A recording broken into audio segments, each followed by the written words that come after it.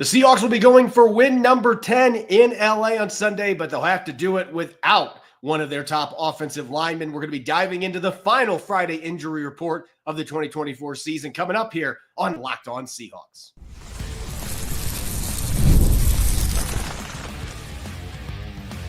You are Locked On Seahawks, your daily Seattle Seahawks podcast, part of the Locked On Podcast Network, your team every day.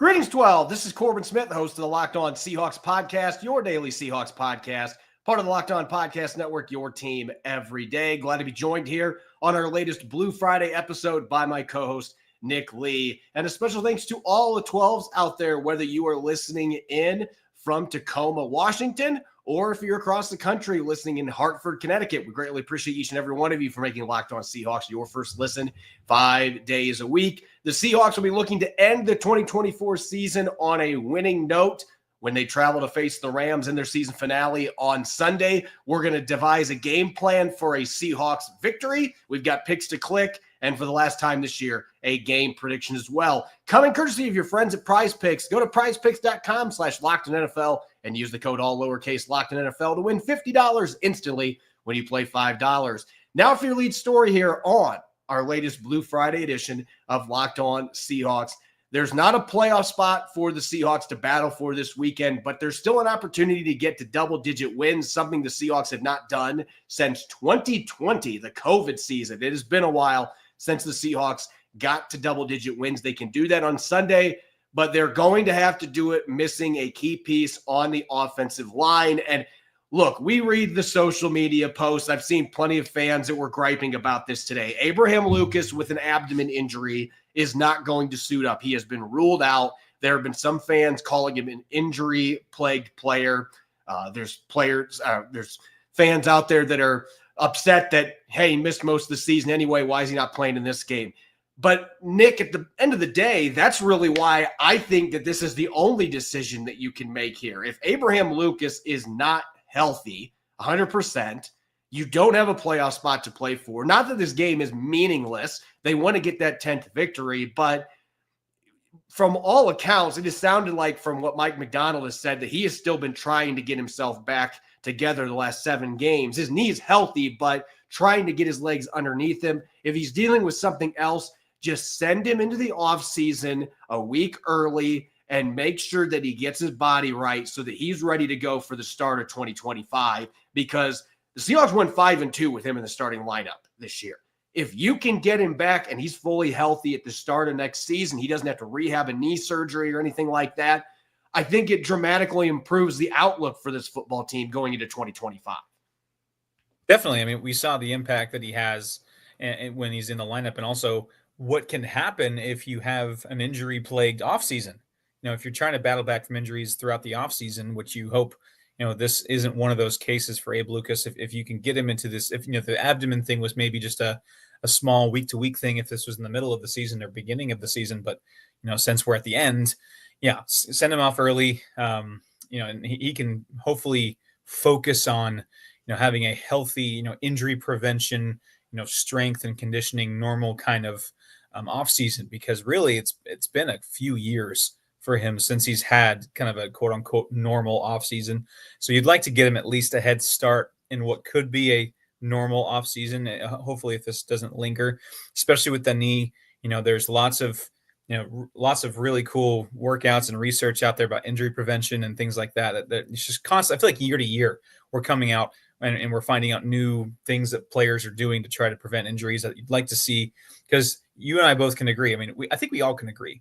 The offensive line, this version of the offensive line is better with a healthy Abe Lucas. I think maybe you can look in the draft at a right tackle option as maybe a hedge, bring George Fant back or something like that. But the offensive line, its best version, at least where it's currently constructed, does feature Abe Lucas. So, obviously Mike Jarrell and Stone Forsythe will get the reps here in this game. And I think we kind of know what we have in Stone Forsythe and maybe what we don't.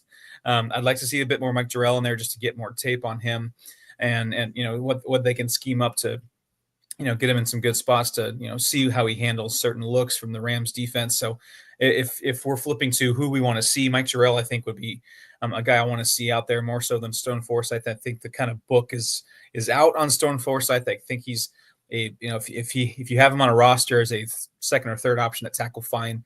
But if he's consistently getting starts, which it seems like he just won't, he can't help but get back into that starting lineup for the Seahawks offensive line, which is unfortunate because that means injuries are happening. So let's see what Mike Jarrell's got, but really unfortunate for Abe Lucas. So that kind of thing is cropping up. But yeah, in a game that, let's be real, it's meaningless as far as, what the Seahawks can truly accomplish for the rest of this year besides double-digit wins. Get him that healthy offseason, get him a head start in what could be finally his first regular offseason as a Seahawk. Yeah, because even going into his rookie year, rookies don't have a normal offseason either because you're training for all the pre-draft stuff, and then you got rookie minicamp, and then next thing you know, it's training camp, and it happens so fast. It's a blur. As far as replacements, I'm with you. I understand in the case of like your established starters, the guys like Geno Smith and Jack Smith and Jigba, players like that, you are going to start them and you're going to be going for those milestones that they're close to achieving because you want to win this game. But when you're looking at players like Stone Forsythe, who, let's be real, could he be back next year? Sure, because I don't think it's going to cost much to re-sign him on a one-year deal, but he has been a below-average starter when he's had his opportunities to play for this football team. He's in his fourth season. You've had a lot of chances to see what he can do and what he can't. Mike Jarrell had some good moments in the couple starts he had earlier this year. Certainly looked like a sixth-round pick from a Division II school at times, but there was also some good film. I agree with you. I'm starting Mike Jarrell in this game because he's a guy that I might have a place for in the future. I don't see that for Stone Forsythe. So I think you can still go for that 10th win and be all in to play to win and still get some young players some action, and that is a spot I would absolutely do it. As far as the other player that was ruled out today, Josh Jobe dealing with a sore knee that he suffered in that win against the Chicago Bears, and this is another example. There's no reason to throw him out there for a game that doesn't have any value. Just let him get healthy for the offseason. He's going to be a guy that they can easily bring back next year. I believe he'll be an exclusive rights free agent next year.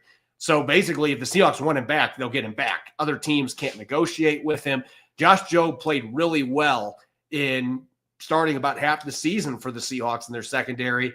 That might be another case. Trey Brown would be next in line, but maybe you start Nehemiah Pritchett as the rookie because Trey Brown's going to be a free agent, and it's not another question. He's back, but at the same time, I'd actually be surprised if Trey Brown returns to the Seahawks next year. Nehemiah Pritchett's going to be on the roster. Throw him in there and see what he can do with a start to close out the season.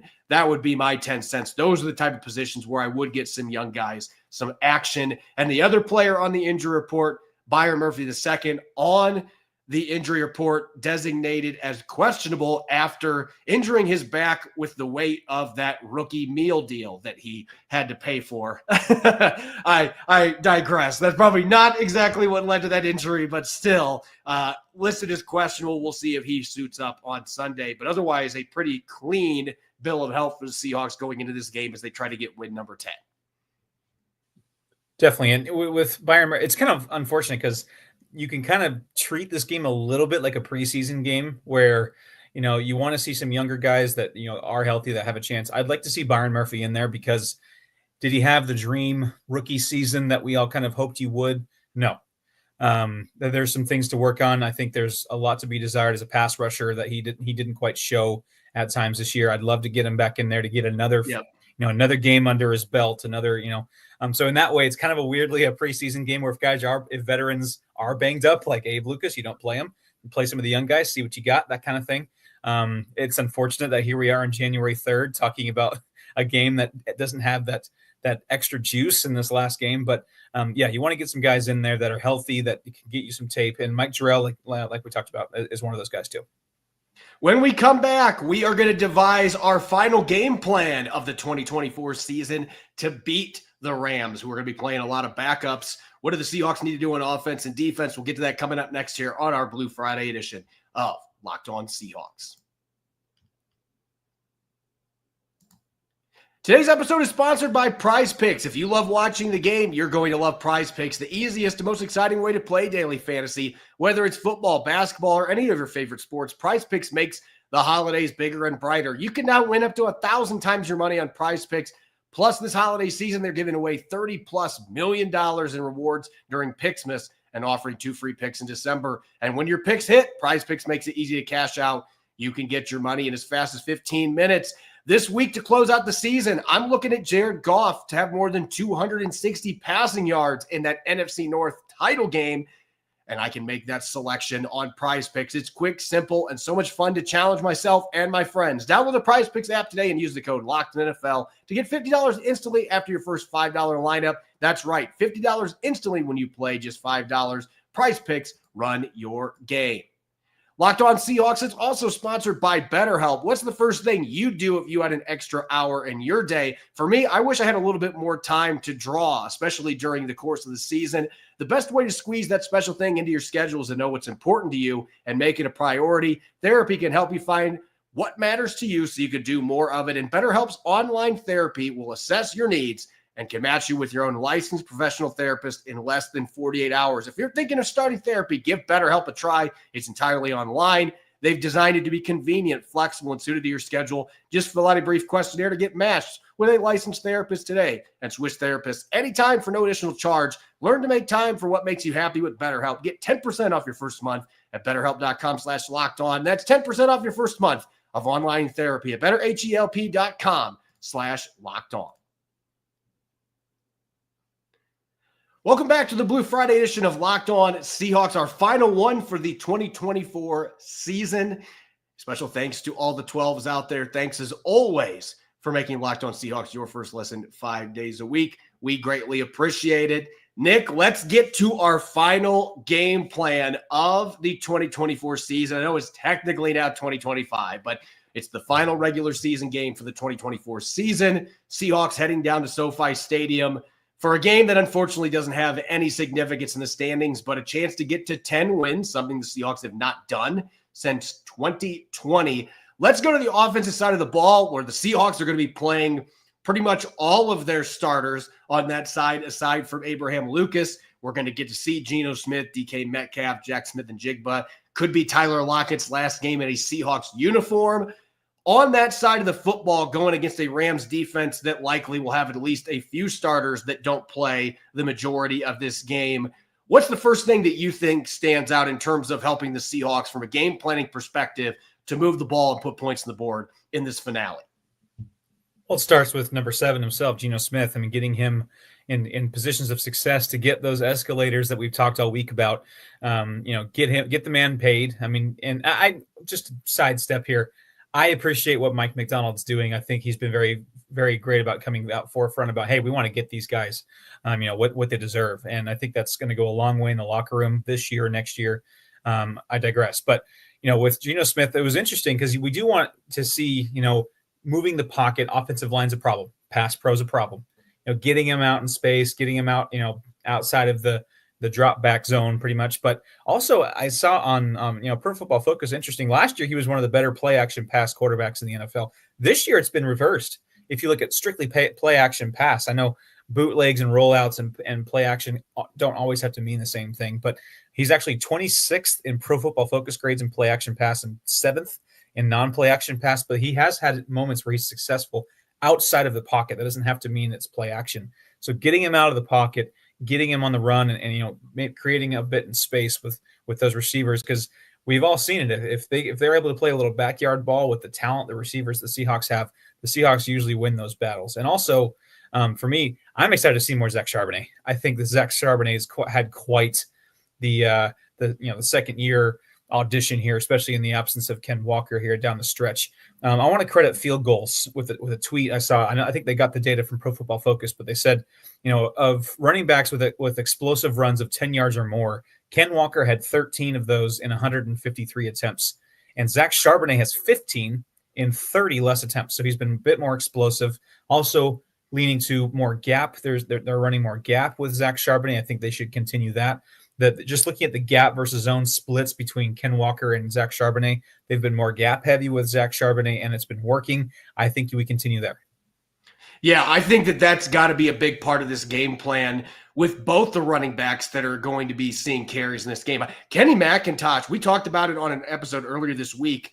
I have been incredibly impressed by what I've seen from him the last couple of weeks. I love how he's running the football. He's running hard. He's running with physicality. He's got a no-nonsense style to him, which there's too many times that Ken Walker does not have that. He's looking for the home run, and Kenny McIntosh is not a 4.3 guy. He ran in the 4.6s, but he moves faster than that with the football in his hands. He's decisive. He's really good at his cuts. He surprised you with how he shrugs off tacklers. Not going to be trucking a bunch of guys, but I'm excited to see both of them. And I'd like to see a little George Helani in this game as well, because I think he also brings that boxer mentality to the running back position that really fits with what the Baltimore Ravens all those years have had. And Mike McDonald come from Baltimore.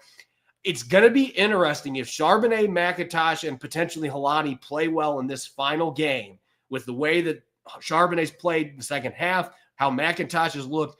I think it creates some interesting conversations for the Seahawks and what they're going to do with the backfield going into this offseason. So that, to me, get Geno Smith moving out of the pocket. I think that's a big thing against this defensive line. Who knows who's going to be playing for the Rams, but mix in some play action where you get him out of the pocket, out of harm's way, and then try to get the football out that way. And then the gap scheme, playing physical with this Rams defense. And last but not least, look, the Rams, they have one big corner. Ahkello Witherspoon, Seahawks fans know him well from his 3 weeks that he was with the team a few years back. And then obviously that killer interception that he had against the Cardinals that ended up winning that game. And ultimately, that is what eliminated the Seahawks last weekend more than anything, was the Rams holding on to that game. But away from Witherspoon, the Rams are mostly 5'9", 5'10" corners. They've got smaller guys. Jack Smith-Njigba is 6'6'1", depending where you see the listing. DK Metcalf, we know how big he is. Jake Bobo, I could see getting some catches in this game as well. They've got a size advantage. So I think if Geno Smith is able to get the ball out of his hands in some downfield plays, you can take advantage of that size going against the Rams secondary, especially if some of their backups are playing. So that, to me, is going to be big in this one. Well, yeah, last time we saw Jackson Smith-Njigba against the Rams, he only was going 7 catches for 180 yards and 2 tutties. So, and it could have been 240.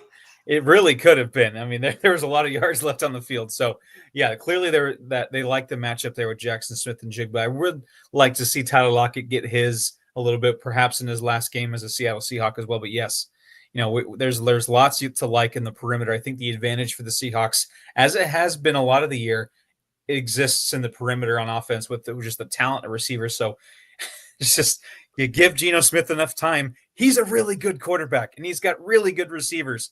It's just a lot of ifs in that situation. Let's go to the defensive side of the football, and this is where the Seahawks are going to be facing more backups, at least from the reports that we've seen. We know there's going to be no Matthew Stafford, Cooper Kupp, Puka Nacua, Kyron Williams, the big four. There's a couple offensive linemen that won't be playing in this game for the Rams either. They're making sure they are healthy for the wild card round that they're going to be hosting as a 3 or 4 seed. So you're going to be seeing Jimmy Garoppolo on the other side, and that is a familiar face. All those years in San Francisco, Mike McDonald knows him, has faced him in the past as a defensive coordinator. Jimmy Garoppolo can be a solid quarterback. I mean, he did play in a Super Bowl for San Francisco, but one thing that has always been an issue for him, Nick, interior pressure, whether it's coming from defensive tackles, Leonard Williams, Jaron Reed and company, or blitzing. If you can get that pressure up the middle on him, he has a tendency, even at this stage of his career, to go into panic mode, and he will chuck the ball into double coverage, or he will make bad reads and throw it right to a defender. We've seen it against the Seahawks several times. This front line, especially if the Rams are sitting some starters, should be able to feast. And I think if you sprinkle in some blitzes with your linebackers, might even bring Devin Witherspoon inside. I've seen him do it a couple of times and have him blitz, but send guys in the middle. That, to me, is the key to getting to Jimmy Garoppolo and potentially coaxing some turnovers out of him in this game. I really would like to see Devin Witherspoon get a pick before the end of the year, and I think that's a good formula. Interior pressure, Seahawks have really kind of built their defensive line how the Rams kind of thrived for years and years. And the interior, I think the Seahawks now have that advantage, which is really cool to see. Leonard Williams, I'm going to get to this later, but I think that he's got a little bit extra motivation this week, perhaps to have a big finale this year. And also, even though Kyron Williams isn't going to play for the Rams, they're going to run the ball a lot with Blake Corum, and they're going to be content with giving him the ball a lot, I'm sure, especially with Jimmy G. He's probably not going to be checking the ball 40 times, but make sure that that's all being contained. Blake Corum's contained, and make Jimmy G beat you with someone other than Tutu Atwell. Tutu Atwell has made some really big catches for the Rams down the stretch. We saw that huge catch in a game, late in the season that really kind of got the Rams really rolling towards a playoff spot here. And keep everything in front of you. Don't need to get too crazy with Jimmy G. The Seahawks know are very familiar. I know that the rosters are a little bit different since his time in San Francisco, but the Seahawks are not unfamiliar with how to defend Jimmy G. And Tutu Atwell is a fine receiver, but especially with no Cooper Kupp, no Puka Nacua in this game, he's going to be clearly wide receiver one. Demarcus Robinson also pretty talented, but so basically it boils down to make Jimmy G beat with his arm and make Jimmy G beat you with someone other than Tutu Atwell. And that things should go really well. I think the Seahawks are going to really finish strong on defense. I mean, obviously it's helped by the Rams having virtually no, major players on offense, but I think the Seahawks defense just needs to put the pedal down and make it hurt. Yeah. And I think the Tutu Atwell analysis is key in this game because he has had some big plays against the Seahawks over the years. He has been that little jitterbug that gets by the safety and finds a way to reel in a big catch. I would bracket him some in this game to try to avoid him trying to take the top off the defense. It's not a huge strength in Jimmy Garoppolo's game throwing the deep ball, but he can occasionally chuck one. The rest of the receivers that are probably going to be playing for the Rams, they don't really have any other major vertical threats. Tyler Johnson is more of a possession receiver. Whittington, the rookie, is more of a possession receiver. There's guys that can create after the catch. So I think keeping receivers in front of you and making sure they don't pick up big yardage after the catch, those are going to be keys, especially when you don't have Cooper Kupp and Puka Nacua. Obviously, those are strengths for those guys, but them not playing out there aren't a lot of big play threats that are going to be available to Jimmy Garoppolo. So force the Rams to win underneath, tackle, limit the yards after the catch, and force them to pass on 3rd and 6 and longer by winning against the run game and Blake Corum. To me, it's a pretty simple recipe to how they can get the job done in this finale and get to 10 wins for the first time in 5 seasons. When we come back, which players are going to be key to potentially winning this game on Sunday? We're going to have our final picks to click for the season and our last game predictions as well. Don't go away. You're listening to the Blue Friday edition of Locked On Seahawks. This episode is brought your way by our friends at FanDuel. Get ready for the final week of the NFL with FanDuel, America's #1 sportsbook. Right now, new customers can bet $5 and get $250 in bonus bets if you win.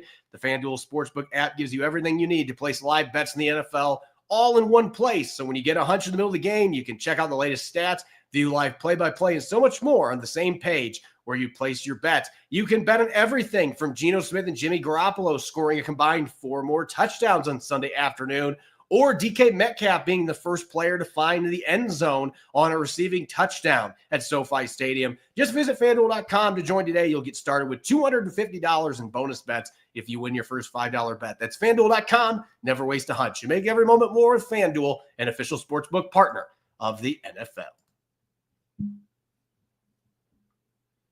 Welcome back to the Locked On Seahawks podcast, the final Blue Friday show of the 2024 season. I'm your host, Corbin Smith. He's Nick Lee. A special thanks to all the 12s that are listening in, and thank you as always for making Locked On Seahawks your first listen 5 days a week. We greatly appreciate it.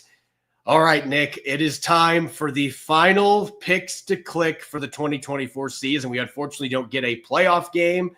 We get this Week 18 finale, Seahawks at the Rams. Let's start on the offensive side of the football. And I think you and I are probably thinking on similar tangents in terms of the type of players that we think have a chance for a big game. But I know that there might be some sentimental reasons that are playing into your particular pick this week as well. Yeah, I'm a big Tyler Lockett fan. I just think he does everything the right way. Absolute class act off and on the field. I don't know if Ring of Honor, I think he's kind of up there with the Seahawks consideration for Ring of Honor. But anyway, if this is it for him as a Seahawk, I want him to go out strong. And so this is kind of me, as to quote just Deadpool Wolverine, this is an educated wish that he have a big game here. It's educated because I do think that there's some matchups there that the Seahawks, can get him in good spots to succeed. Second to lowest receiving yard total right now of his career. I'd like to see him at least increase that a little bit. Go out on a high note, maybe a touchdown, maybe 80 yards and a touchdown would be awesome. Because if this is it for him, I mean, what a career for him as a Seahawk. I hope it's not. I hope it's not it for him. If they can find a way to get him back. But I would love to see Tyler Lockett go out on a really strong note, especially against the Rams, who he's had some awesome moments against the Rams individually. So one more or two more would be awesome.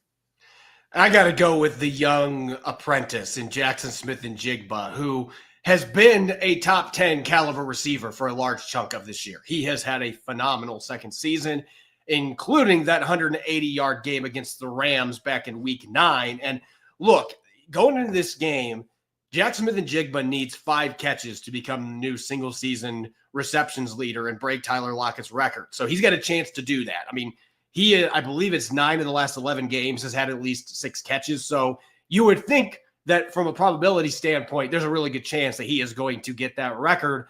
And then he's 183 receiving yards behind DK Metcalf for the single season record. That seems more far-fetched, and yet he could have had 240 in that first matchup. There were a couple plays called back by penalties. I could see Jackson Smith-Njigba absolutely going off in this game. And in fact, I'm not going to predict he breaks that record, but I think he gets to 143 receiving yards. I'm going to go exact to this. 143 and a touchdown with 11 catches. I think he's going to have a big game. Doesn't quite get to DK's single season yardage record, but he does break Tyler Lockett's record for receptions in a season and finishes this off on a strong note as he continues his ascent to becoming one of the elite receivers in the NFL. On the defensive side of the football, there's certainly plenty of worthy candidates to consider with the Rams playing a boatload of backups in this game. Who is your pick to click and why? I'm going to go with a guy who seems like he has a lot to play for, at least, for pride reasons. He's going to be a little ticked off maybe, and that's Leonard Williams. What a travesty that he is not a Pro Bowler. That is the most ridiculous sideways results of voting I've ever seen since my senior year homecoming court voting. I mean, that's just ridiculous. And so I'm hoping some wrongs get righted down the road with some other awards or accolades he might get. But I think he seems like a guy who seems like he could be playing with a little bit of a different chip on his shoulder this game. I feel sorry for the interior defense or offensive line for the Rams because they're gonna feel the full wrath of the big cat. I think he gets 2 sacks. Yeah, I really wanted to go with Big Cat here because I think he's got a chance to set his own single season record. He would need 3 sacks to do that, but I could see him doing that to Jimmy Garoppolo in this game, and I can see Big Cat having a really big feast to close out the season because he is upset, as he should be. I want to go towards another veteran that really didn't get a chance to show what he could do most this year. Uchenna Nwosu has played really good football the last couple of games. He's starting to look like 2022 version. He's been able to stay healthy. There's been a lot of speculation about his future. I think if he can go out and have another really good game to finish off the season, I don't think there's any questions for the Seahawks about where he fits in on defense next year. They will go other avenues, and maybe there's a way that they can lower his cap hit a little bit, but I think he's still too important in the locker room, and I think he's too important with the production that he brings, both as a pass rusher and a run defender. He's had some really bad luck more than anything with injuries. I think he's going to go out and get after Jimmy Garoppolo. 1.5 sacks, I think 4 quarterback hits in this game. I think he's going to take advantage of playing backup tackles for the Rams in this game, and I think it's going to be a reminder to the front office, this is a guy we still can build our defensive line around with Leonard Williams and the rest of those guys. So this is a big game for Uchenna Nwosu, and I think he's going to have a chance to put up some really big numbers. Final game prediction for the season. And, Nick, it's interesting. I'm 1 game ahead of you going into this. And it turns out you and I are both picking the same winner. So you're kind of like the Seahawks in real life. You're kind of stuck. But let's get your prediction first in terms of score. Well, quick side note, when I was a missionary for my church for 2 years, we had this term that when a missionary was approaching 2 years and getting ready to go home, we called him trunky, getting ready to fill his trunk and go home. This game is the trunky game.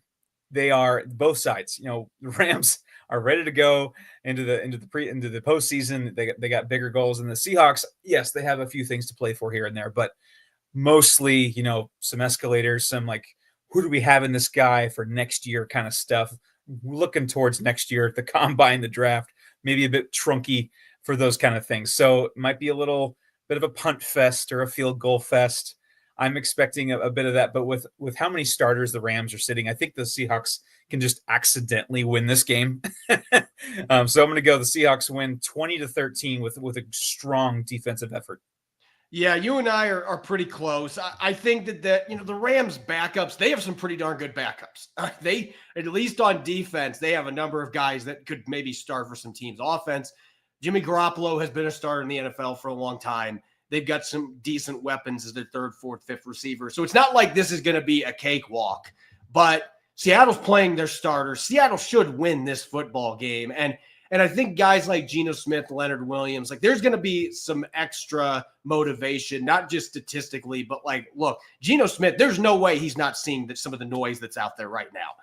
You know he's going to want to finish this year on a really strong note and try to reaffirm his place. Like, I am the quarterback for this football team. So I don't know how much this game holds in that, but he's got a chance to be just the 19th player in NFL history to finish the season with 70+% completion percentage. So, I mean, that's pretty elite stuff right there. He's got a chance to do that and earn his $2 million escalator there. He's got a couple other $2 million escalators. He could earn up to $6 million in additional money in this game. So there's plenty to play for. I'm going to go 24-13. I think Seattle's going to be able to get enough points on the board here. The defense for the Rams is going to gradually start pulling guys as the game goes on. So I anticipate with the starters being out there, Seattle's going to be able to take care of business and get that 10th victory. But we shall see. This series is weird, even when it's backups against starters. Weird things happen when the Seahawks and Rams get together. As always, you can follow me on X and Blue Sky at Corbin Smith NFL. You can follow Nick at NickLee51. Make sure to subscribe to Locked On Seahawks on YouTube and wherever you listen to your podcast to make sure you don't miss a single episode. We'll be coming back on Sunday after the game, the final post-game show of the 2024 season. Make sure that you're listening in as we dish out game balls, and we have our 3 up, 3 down for the final time of the season. Enjoy the rest of your Friday night, and go Hawks.